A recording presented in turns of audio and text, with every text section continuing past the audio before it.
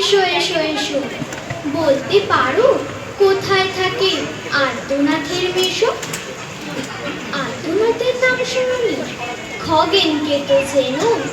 শ্যামবাগচি খগেনেরই মামা শ্বশুর যেন।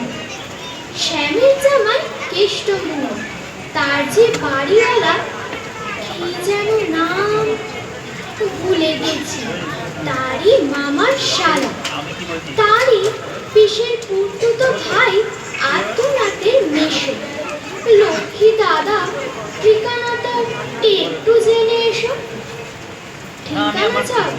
বলছি, আমলাতলার মোড়ে 3 রাস্তা গেছে, তারই একটা ধরে চলবে সিধে নাক বরাবর, ডান দিকে চোখ রেখে চলতে চলতে দেখবে শেষে রাস্তা গেছে বেঁকে।